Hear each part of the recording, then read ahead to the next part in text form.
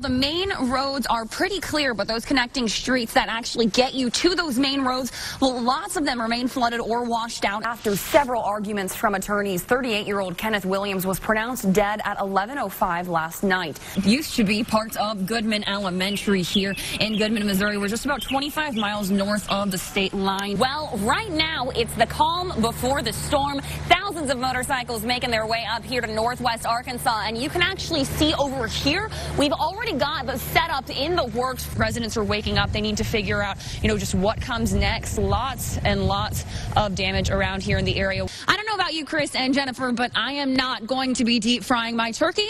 I can barely use my oven, so I'm pretty sure that is out for me. I've decided to abandon the mystery gang in search of some Ninja Turtles. I've got my turtle shell on right now. It's just one of many last-minute costumes you can throw together yourself. Police were responding to that shots fired call. Once we got here on scene, it's turned into quite a bit more. Rogers City Council making some changes to its panhandling ordinance, no longer requiring permits to solicit money. Farmington High School's cheer and dance team have a very special presentation for us this morning. Chris, Jen, I told you we were going to get some school spirit out here, so ladies, take it away. Thank you so much for talking to me this morning, Casey. Oh, it was really great getting to meet you. Well, we'll go ahead and send it back to you, Shannon. Can you shove me? All right, I'm getting down, Chris. All right, here we go. It's one of the motorized rides out here at Parsons Stadium. I have to tell you guys, I am so afraid of heights. Oh my God. And it was so great. Here it goes. And kids, it's over with. And here we have one now. Hi. And just kind of taking some time to smile and laugh and enjoy, what's around you. Now, I know the class that you guys are doing here for Goat Yoga, it's actually sold out, but you guys are letting some people still kind of observe what's going on. Is that exciting to know that many people want to kind of get in on the Goat Yoga?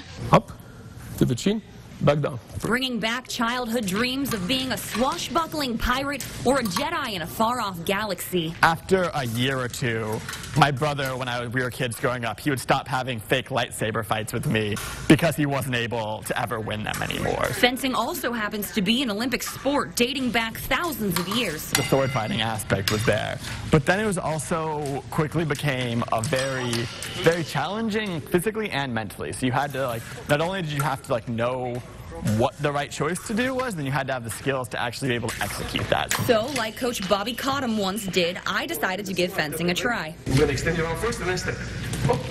And discovered it's harder than it looks. It's one of the few sports you are constantly in a squat position, and you have to be moving back from there, doing lunge. You'll do, in a single bout, you can do 50 lunges easily. Just like Cottom, I started my training with Adrian Kolchiska, a former fencing Olympian.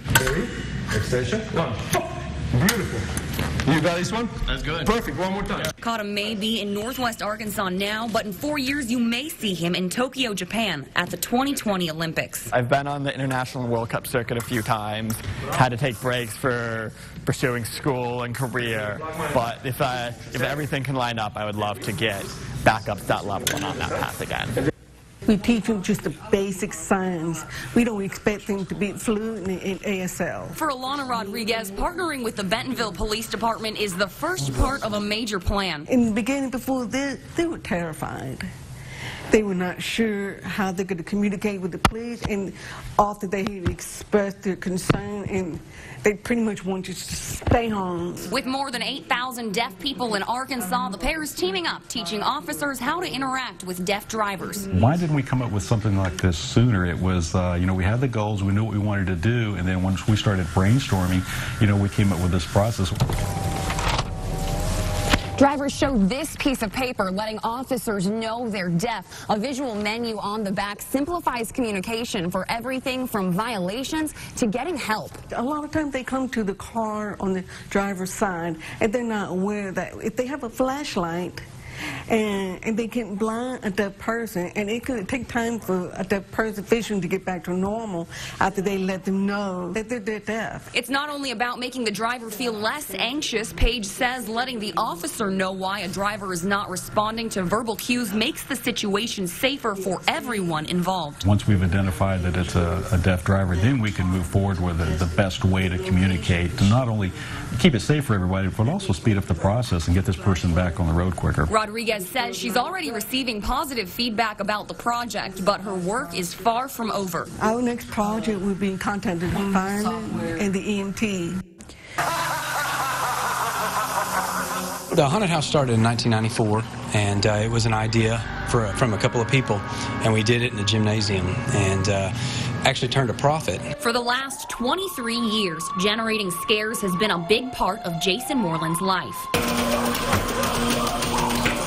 It's grown into the largest fundraiser for the Fort Smith Boys and Girls Club.